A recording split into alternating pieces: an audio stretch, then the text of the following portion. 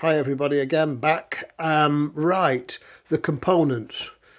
We've got a power supply, a modulator here, car coil, 1224 volts, and the item in question, which is a neodymium magnet here, and just some nails grouped together with a coil around the nails.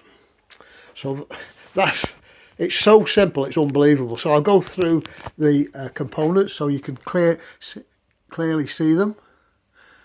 I'm sorry I'm a bit disjointed, I am literally all over the place. So there's your power pack, your power supply. Very good power supply, I can recommend it to anybody. It's very, very robust. And this is the component which was from China. Yeah. The car coil, 12 volt car coil in its glory, and the heart of the matter, which is the magnet, the neodymium magnet, and I better not get this phone too close to it. So what we got sitting on the magnet here, if I can separate it off, maybe not, oh, bear with, come off, it's a strong magnet. Whew, got it. So the component here it's just a coil. It's insulated here with black tape, and then it's got some blue wire on it, which is wrapped around a steel coil of just 4-inch nails. That's all that is, and then that just sticks onto the magnet. Now then, this is the interesting bit for me. We've got a magnet here, and maybe just see that that's the north face here. Doesn't matter which, but and then so that's the south face. So I take this wire off here and that wire off there, which sticks to the magnet straight away. Maybe we just pull this out. Show you. Oh, come on. Why do things don't want to work? Come out wherever you are.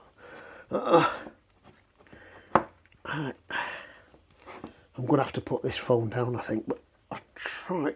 Let me try to get it down for you.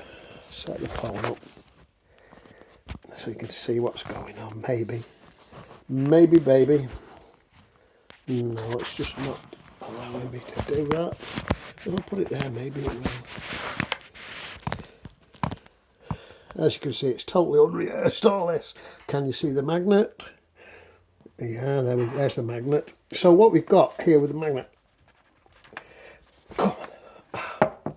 Right, now this is just a piece of ordinary copper wire, 1.5 millimeters, and it's actually broken in the middle, but I've kept the plastic sleeve on.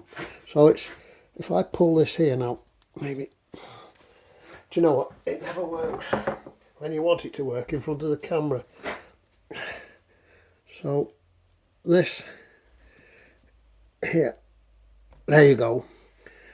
So that's the copper wire, yeah, which goes to that point there. If you can see it, hopefully you can.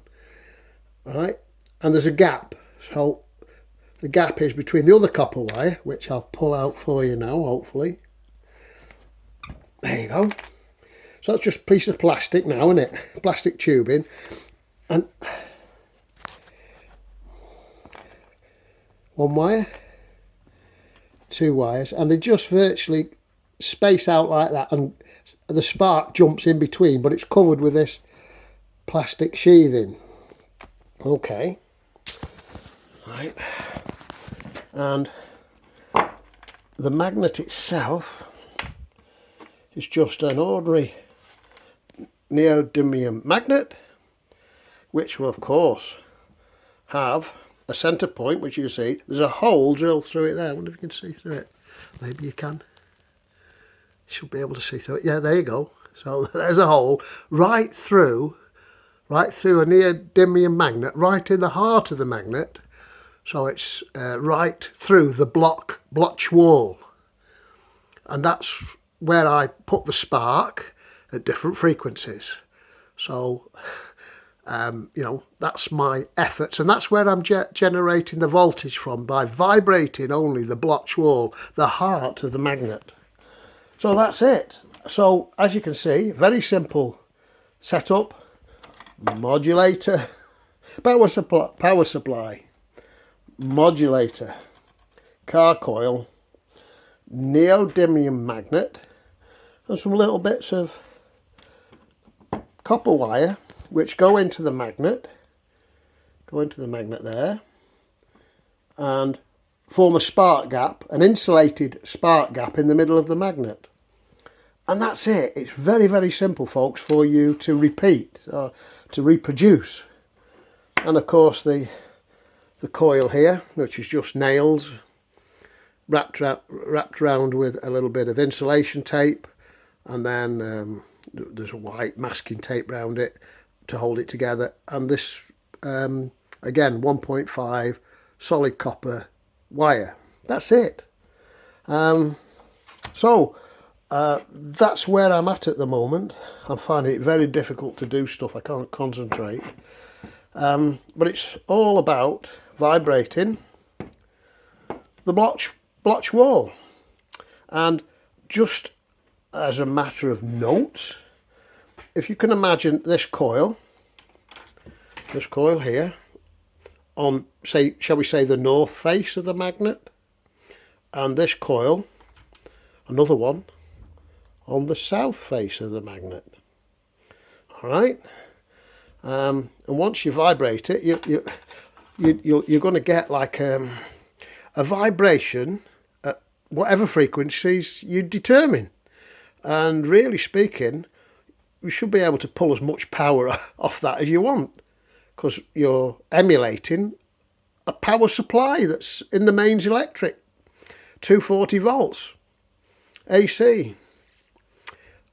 I will mention one thing, that when the pulses go out, they are the frequencies and the pulse shapes I've still got to experiment with. So at the moment I've not been doing sine wave, I've just been doing pulses. So I've been doing pulses, and so I've got a long way to go with this, but I can't put it down, and as soon as I get better I want to do more and more.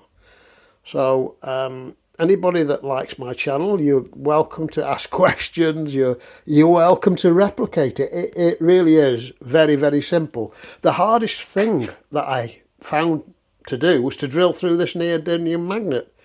I think I burnt out about 3-4 drills and they were really hard drills. I didn't have diamond because I couldn't afford the diamond, but I managed to do it in the end. All right, that's DC signing out for now. Maybe, just maybe, I can go to the whiteboard for a minute. This is totally unrehearsed, so bear with. So it's the 5th of the 3rd, 22. This is the 3rd, 22. So I'm showing you the magnet. So this represents the Bloch magnet, and there's the hole in the middle. And then what we've got on each side of the, well, that's what I want to develop.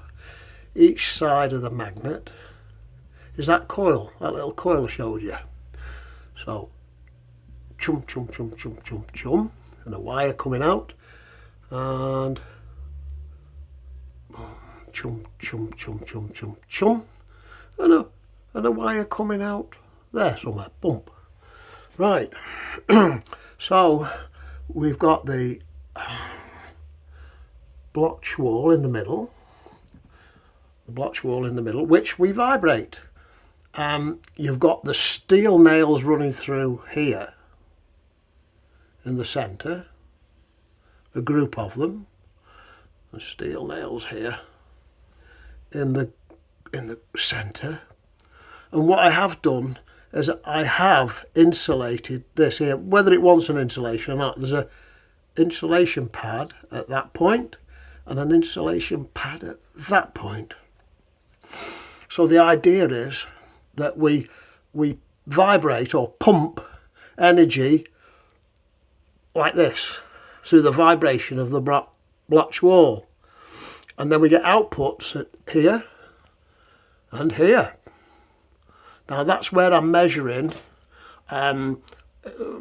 It's anything from, to be honest, from 100 volts to 550 volts at each point, and that's measured to a common ground. So we've got a common ground there, and that's the potentials made from ground, the measurements made from ground to there.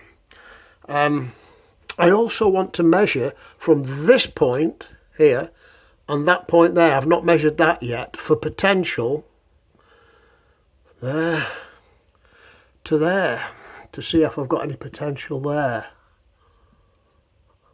which I think there could possibly be. We'll call that X for now. And this is where I'm at the moment. I don't know, to be honest, I don't know when I'm going to do my next video. I hope this helps you somewhat in where I'm trying to go with this. But I believe the heart of the matter is actually vibrating the null point in the ether there with a spark, which Tesla said was an event in the ether, and I believe that to be correct. So if we vibrate the ether, we vibrate the magnetic. So that we vibrate the dielectric to vibrate the magnetic. There you go. That's it. DC signing out. Don't know when I'll be back. I've enjoyed every minute of doing these videos, and I want to do more, but I'm in no fit state to do more. So there you go, folks. DC signing out. Enjoy. I mean, if you want, replicate it and see what you get. Am I on the right wavelength? I believe so. It's all about experimenting, folks, and doing your best. And that's it. Keep it simple. DC signing out.